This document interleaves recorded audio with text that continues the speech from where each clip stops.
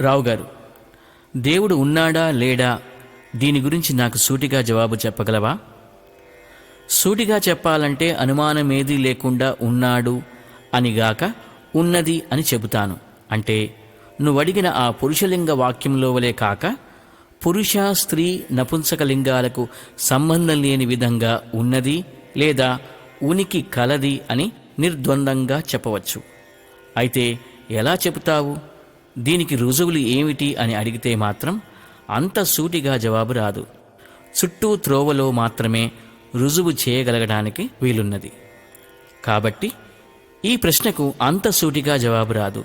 ఈ ప్రశ్నకు అనుబంధంగా వచ్చే అనేక రకమైన ప్రశ్నలకు జవాబులు చెప్పవలసిన ఆవశ్యకత ఉంది.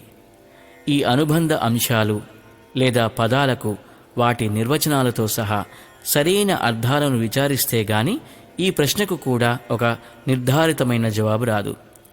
దేవుడు ఉన్నది లేనిది అంటే దేవుని అస్తిత్వాన్ని లేదా నాస్తిత్వాన్ని గురించి చేసే విచారము అస్తి నాస్తి విచికిత్స. దీని గురించి ఈ క్రింది భగవద్గీతలోని శ్లోకాన్ని గమనిద్దాం.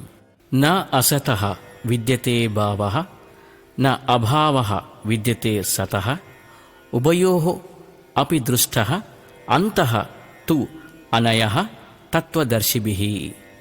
ఈ పద్యంలోని అర్థము అసతః అనగా అసద్వస్తువునకు, లేనిదానికి అనిత్యమైన వస్తువునకు, భావః ఉనికి, న విద్యతే లేదు, తు అయితే, సతః ఉన్నదానికి, అభావః లేకుండుట, న విద్యతే లేదు, అనయోహో అపి అనగా రెండింటిని గురించి, అంతః అంతమును, వాస్తవ స్వరూపములను, సమగ్రమైన అర్థములను, తత్వదర్శిభిః తత్వజ్ఞానాన్ని తెలుసుకునిన జ్ఞానులచే మాత్రమే, దృష్టః చూడబడినది.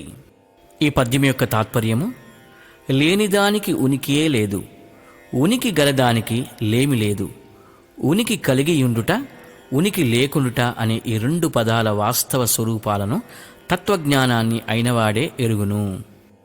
భూత భవిష్యత్ వర్తమాన కాలంలో ఉన్న నాస్తికులమనే పేరు ఉంచుకున్న లేదా దేవుడు లేడని వాదించేవారు లేదా వేదనింద చేయువారు భారతీయ తత్వశాస్త్ర పారమ్యాన్ని తెలుసుకున్నవారా?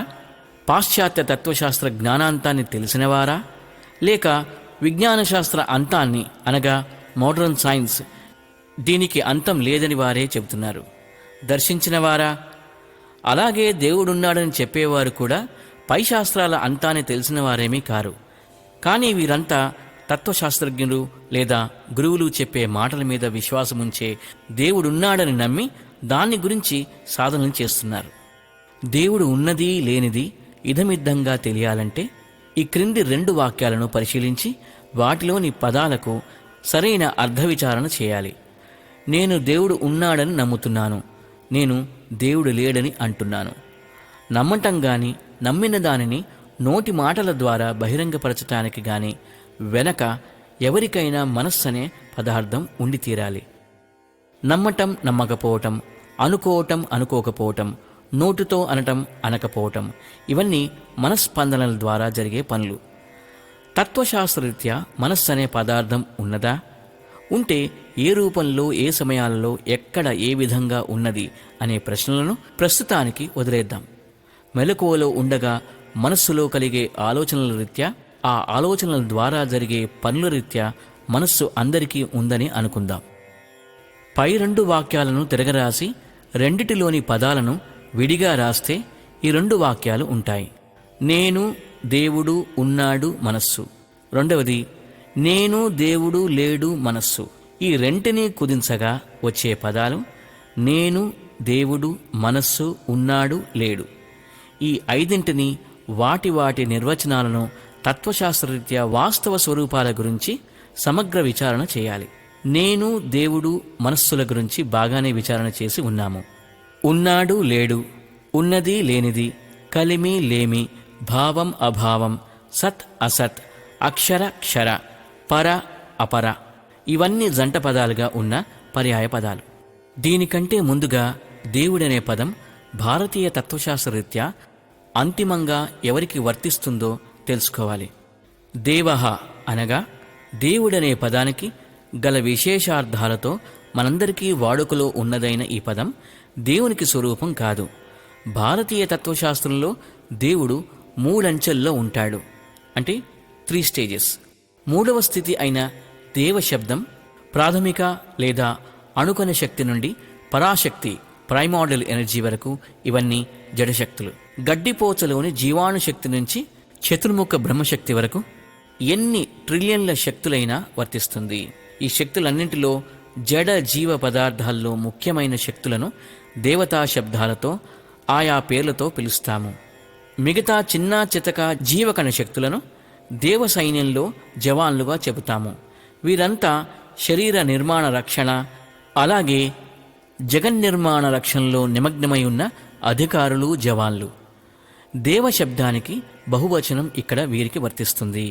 వీరందరికీ పైన చతుర్ముఖ బ్రహ్మశక్తి కంటే ఎక్కువ శక్తి పరాశక్తితో కలిసి ఆమె సహాయంతో సృష్టి ఏర్పడటానికి చతుర్ముఖ బ్రహ్మను తన నాభి కమలం ద్వారా సృష్టించి అతని ద్వారా సృష్టి కార్యక్రమం నిర్వహించిన 2వ ఉన్నత స్థానంలోని వానిగా భగవంతుడైన నారాయణ్ను చెబుతాము. పరాశక్తి లేక లలితాంబిక నుంచి సంక్రమించిన షడ్గుణ ఐశ్వర్య శక్తులు సత్వరజస్తమో గుణశక్తుల సహాయంతో జగత్ సృష్టి స్థితి సంహార కారకుడైన భగవంతుడు ఇతడు. ఈశ్వరుడని, శ్రీ మహావిష్ణువని, భగవంతుడని కూడా పిలుస్తాము. మొదటిది ప్రథమ మెట్టులోనివాడు పరమేశ్వరుడు అని పిలిచే బ్రహ్మము. పరాశక్తికి అనగా ప్రైమార్డియల్ ఎనర్జీ సొంతదారుడితడు. ప్రైమార్డియల్ బీయింగ్ సదాశివునిగా పేర్కొంటాము. కేవలం అంటే వట్టి చైతన్య లేక జ్ఞాన స్వరూపుడు. సొంతంగా తనంత తానుగా ఏ శక్తి ఏ పని చేయలేదని చూశాము. బ్రహ్మమును సచిదానంద స్వరూపము, అసంగము, నిష్క్రియము, అకర్త, అమేయము, అనంతము, నిర్గుణము, నిరాకారము మొదలగు లక్షణాలతో గుర్తింపదగిన వాడిని కూడా చూశాం. ఈ 3 మెట్లలోని దేవుళ్ళు జగత్తు ఒక భావ పదార్థంగా ఉన్నదని భావించి దేవుడంటే ఎవరు, ప్రపంచ వ్యవస్థ ఎలా ఏర్పడింది, ఏర్పడిన ప్రపంచ వ్యవస్థ సాఫీగా నడవటానికి ఏ ఏ శక్తులు కారణాలుగా ఉన్నాయి, వీటిని ఒక క్రమ పద్ధతిలో నడిపించే నియంత ఎవరు అన్న జగత్ వ్యవస్థ సాపేక్షంగా చెప్పిన వివరణ ఇదంతా. ఈ వివరణ అంతా జగత్తు ఉన్నంత వరకు మనస్సును సంతృప్తిపరచవచ్చు గాని జగత్తు లేనప్పుడు సంగతేమిటి అనే ప్రశ్న మిగిలే ఉంటుంది. జగత్తు లేనప్పుడు పై 3 స్థాయిల్లోని దేవుళ్ళలో ఎవరు మిగిలి ఉంటారు, ఏ స్వరూపంతో ఉంటారు, అసలెవరైనా ఉంటారా లేదా అన్న ప్రశ్నలకు జవాబులు చెప్పవలసి ఉంటుంది. జగత్తు లయమైన స్థితిలో నారాయణుడు తన దగ్గరున్న మాయాశక్తితో సహా సదాశివునిలో ఏకత్వం పొంది ఉంటాడు. సదాశివ, శక్తి, నారాయణులు 3 ఎప్పటికీ ఒకే యూనిట్. జగత్తుండగా శక్తి, నారాయణులు విడివిడిగా, సదాశివుడు విడిగా ఉన్నట్లు కనిపిస్తారే గాని వారెప్పుడూ విడివిడిగా ఉండలేరు. అంతా కలిసి జగత్తుండగా డైనమిజంలోని ఈక్విలిబ్రియంగా బ్రహ్మము, జగత్తు లేనప్పుడు డైనమిజం కూడా లేని ఈక్విలిబ్రియంగా బ్రహ్మము. ఈతడెప్పటికీ సచిదానంద స్వరూపుడిగా ఉనికి, జ్ఞానము, ఆనందము స్వరూపముగా అనగా existence, knowledge, bliss, omnipresent, omnipotent, knowledge is power and energy, omni bliss స్వరూపంలో ఉండే బ్రహ్మము. జగత్తు మిథ్య స్వరూపమన్నప్పుడు పైన చెప్పిన కథంతా ఒక కల్పన. ఆ కల్పనకు, మిథ్యా వస్తువునకు అధిష్టాన రూపంగా ఒక్క బ్రహ్మమునికే అస్తిత్వము. 2022-23 సంవత్సరాల్లో నోబెల్ బహుమతి గ్రహీతలైన భౌతిక శాస్త్రవేత్తలు ప్రతిపాదించిన సిద్ధాంతం దీన్ని నిర్ధారణ చేస్తుంది. ఉన్నాడు లేడను విచికిత్సలకు అతీతంగా ఉన్నవాడు బ్రహ్మము లేదా పరమాత్మ. ఈతడే సత్యస్య సత్యం, truth of all relative truths లేదా absolute truth that transcends all religions and also the universe. ఇతన్ని లేదనేవాడు తానే లేనని చెప్పుకుంటున్న మతి భ్రమించిన వాడు. మరికొంత వివరముగా మనము వచ్చే ఎపిసోడ్లో ఈ విషయాల గురించి మాట్లాడుకుందాం.